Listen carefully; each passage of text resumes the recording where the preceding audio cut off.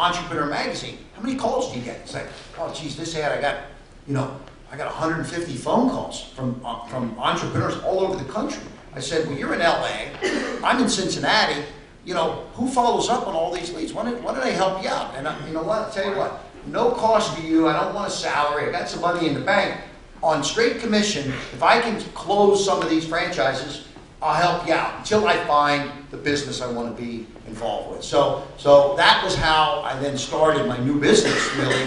That was my first deal, became a business broker for franchise companies. And so after I started following up with some of these leads that Neil had, these people, they were like, well, it's too much carpenter work involved and too much this and that. I really don't want to be a California Closet franchise. What else do you have, Kevin? I'm like, well, I don't really have anything else, but you know what? Guess what? I can go, and I tied up the rights to 30 other franchise companies and became a franchise broker. And this was now back in the late 70s. This was called Franchise America? Franchise America. Very cool. Now, when and how did the Tri-State Heating business owner and the business broker become the television entrepreneur? Okay, so there I was. I would do I'm a franchise broker, and how these companies would sell their franchises, the sophisticated ones, is they would run an ad in a local market in Cincinnati, for example, where I'm from. Okay, so California Closet Company, this is what we ended up doing with Neil. I said, I'll tell you what, I'm going to bring you, come into Cincinnati, and run some ads in Business Opportunity Classified. And we're going to say, here's a great franchise opportunity, come down to the Holiday Inn, 7:30 Wednesday night, and meet the owner of California Closets. Okay, so we started doing that with Neil, and we would run in the classified section of the newspaper. And so we would get 15 or 20 people, 30 people, whatever, would show up at the Holiday Inn to meet Neil Balter, and we would sell a franchise or two. And we would take this around, and we'd go from Cincinnati to, I did the whole Midwest. There's about 10 cities, from Columbus, Toledo, Cleveland, Louisville, Lexington, Indianapolis, Pittsburgh, etc. And so that was kind of my business, was taking franchise companies around. Well, one day I was watching TV, and cable was just starting. This is back in the late 70s. And I'm watching my television, and there was 30 channels at that time, which was, in the beginning days of cable. Before cable, you had ABC, CBS, NBC, and one independent. Really, you had 4 channels. And when cable launched, you had 30 channels. Like, wow, this is amazing. So I had cable in my home, and so I'm watching channel 29 and channel 30, and channel 29 was a classified section selling used, almost like an eBay on TV. It was but you saw it in the newspapers today. Old refrigerators, old bicycles, whatever. It was just classified on channel 29. Turn to channel 30, same thing. And I'm like, why? I'm paying for 30 channels. I'm only getting 29. What's going on here? I think there's a mistake with my cable box, because the same channel is on both. I called my cable system and I said, why? Is there some problem here? And they said, oh no, we don't have enough programming to put on channel 30, so we just run channel 29 the second time. So, boom, a light bulb went off in my head. I'm like, I'm running all these classified ads for seminars. Come down to the Holiday Inn, classified. They're running classifieds on 2 channels. They said, hey, what if I put something on channel 30?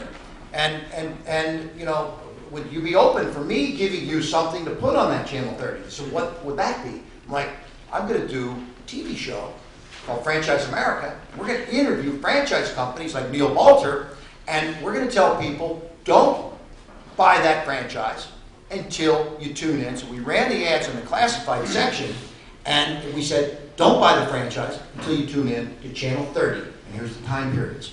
And that was the first ever infomercial, and this is back in the early 80s. And so these were 30-minute shows like you see today, the real estate shows, where they show the homes for sale. Well, this was back in the early 80s. We sold all these different franchises for sale. And so we had Smelly and Snelling and Subway sandwiches and California closets, and it was a lead generation business. So that's what Franchise America was. It became a television lead generation device for franchise companies. So you matched up two opportunities. You created Absolutely. We were generating hundreds of leads a week, then thousands a week, and then we went on national cable. And so what happened is, I said to myself, we sold one company, we sold 100 franchises for a company called Stained Glass Overlay. This company went from 10 to over 100 units like this in 1 year. So the power of television was unbelievable.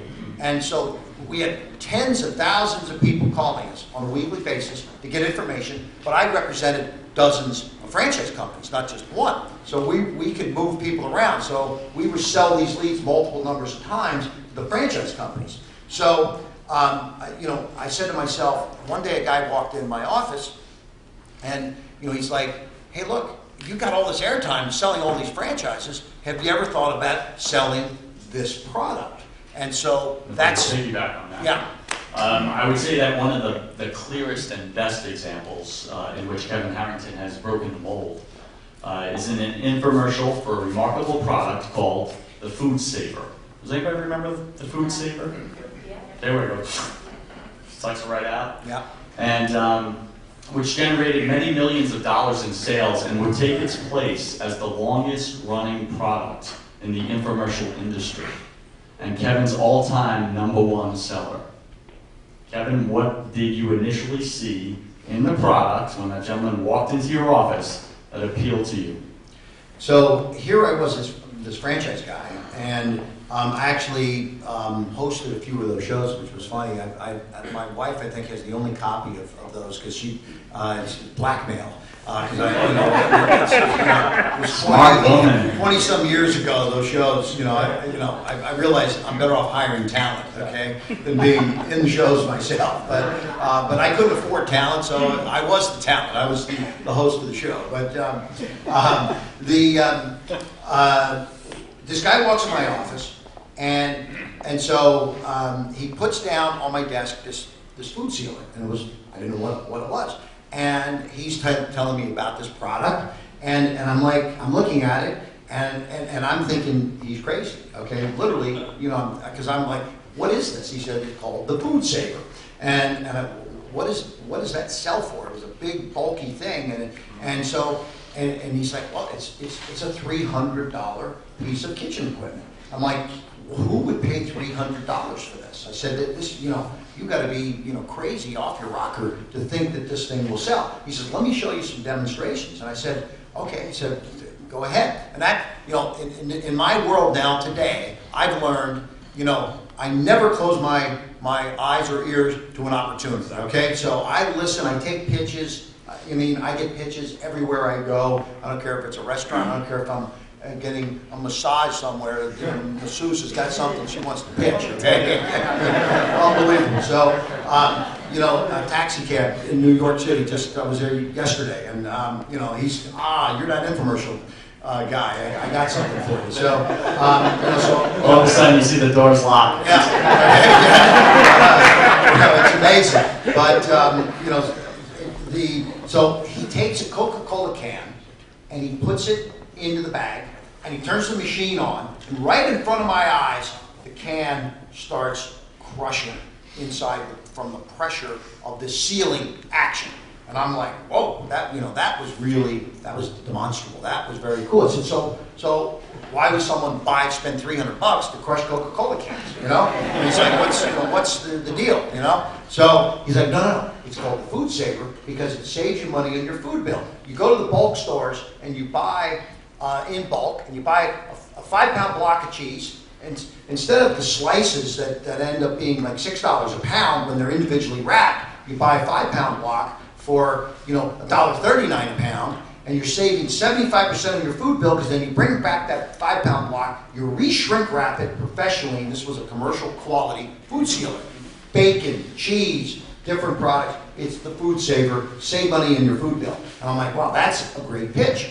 So we did an infomercial on that product, and it's a $1 billion+ success. We did that in 1986, I think it was, but it's 25 years, the longest running infomercial product in the business now. Still on the air, still selling. I lost the rights along the way. That's a whole other story unto itself, but the Food Saver is you'll still see it on QVC. It's a huge winner, big product. After the amazing success of the Food Saver, you step back and you notice two major challenges ahead. Number one, the competition within the infomercial space was getting fierce. Number two, your business partner was not paying you the 50% split that you both had agreed to earlier. How did you respond to both of these? Well, I had a partner, and actually my partner had, he owned the Cable Guide magazine, and so it was like the TV guide of cable. And he bought 50% of my company for a promise to finance the business. No cash up front, because we were growing, and we were buying media, and we were doing all these things, and we needed capital. So he said, look, I have an endless amount of capital. I'll be your partner. I'll put up all the capital, run the business. I want 50% of your company. So we had this company now. We were literally doing tens of millions of dollars in sales. I think the year that I left, and you asked what did I do, I ended up having to actually leave my company that I owned half of. The year I left, we were doing $30 million in sales, because this guy had, there's two sides of every story, but from his side, he was laying out capital, and the company was making a profit,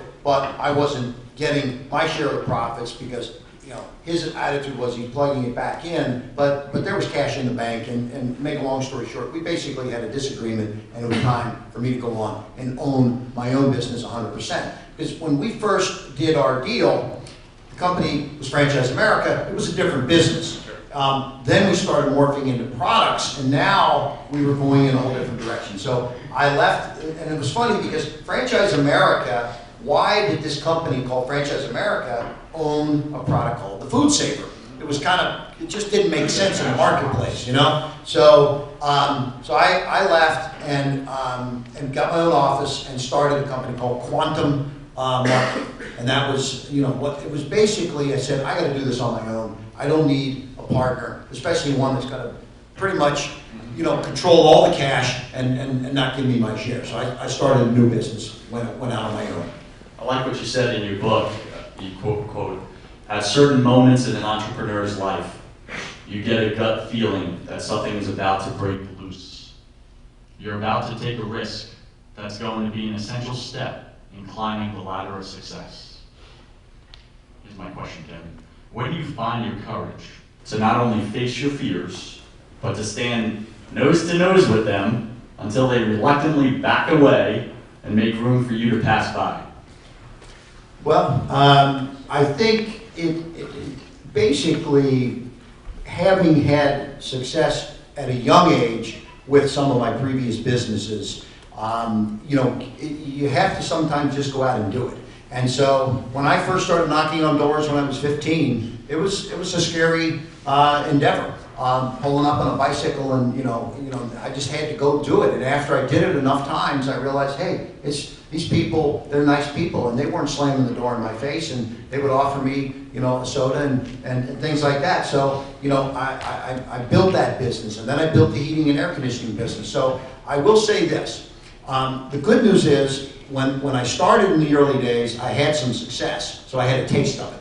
Okay, had I failed and failed and failed, it would have been a lot tougher to keep having that courage. Okay, so I think the best thing I can probably say is that if you can somehow get over the hump quickly with some small kind of success and just make it happen, that you really do need to program yourself for the mental aspect of building the business, because even today, we start businesses, I'm involved in dozens of different companies right now, and each one of them requires the courage to go do it. And I think, we have to just sometimes just plow ahead, but basically because I've had the success before, it gives me an advantage.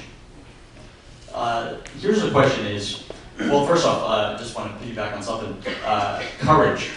I've learned in the past, say, 12 months or so, the definition of courage. The willingness to sustain a wound. And I think that's what entrepreneurship really is. It's that willingness to keep getting back up after you take a blow. So for all of us out there, keep being courageous. Kevin, is there any Kevin Harrington in your infomercials? Well, I think yes, not me personally. I don't go Not into your face. Not my face, no. I'll do a testimonial here and there, especially if I'm investing in a company. Sometimes I will, if I really believe in the product, if it makes sense. I'll sometimes do a little testimonial. So that from that standpoint, yes. But I think the Kevin Harrington that I think is in the commercials is an evolution of the things we've learned. I have a checklist of things that I look for in putting an infomercial together, and I look for magical transformation, and I look for multifunctionality, and I look for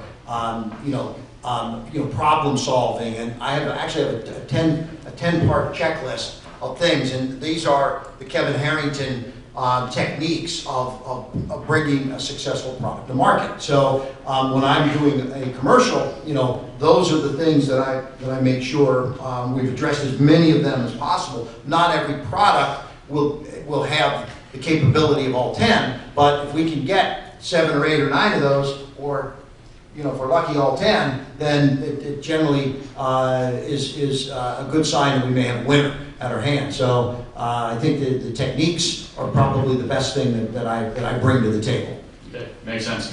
When an infomercial is finished, can you sit back in the audience, just like this, and enjoy it as an audience member? Yes, and I feel that's very important. In fact, I always, when I get done, when we do an infomercial, there's a lot of editing involved.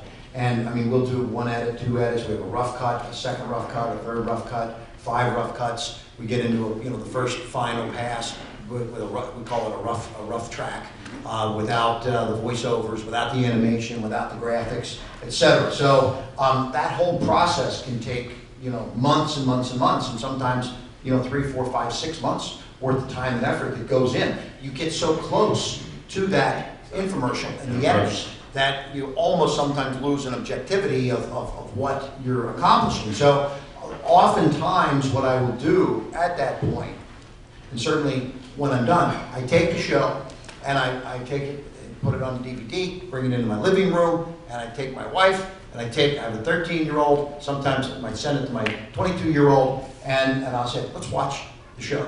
Okay? That's and cool. So I like to see, we do this in the office, and we do this with industry people, but it's kind of, unofficial focus groups. But we get, and I get, tremendous, and I view it now, first time, and I'm watching the eyes of, when do people, tune in and things like that. So, That's what I'm doing right now. Yeah, I get, I learn a lot sometimes at those stages. So absolutely, it's important to be a consumer as well as the producer of the show. If you had to describe your entire entrepreneurial journey in only 3 words or less, what would you say? Never give up. Amen.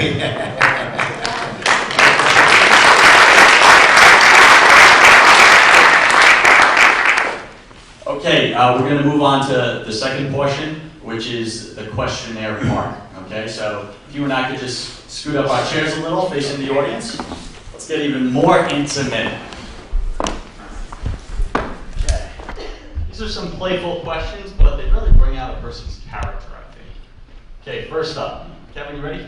Yeah. This is like shoot, aim, fire, or... Okay. Kevin, what is your favorite word? Ka-ching.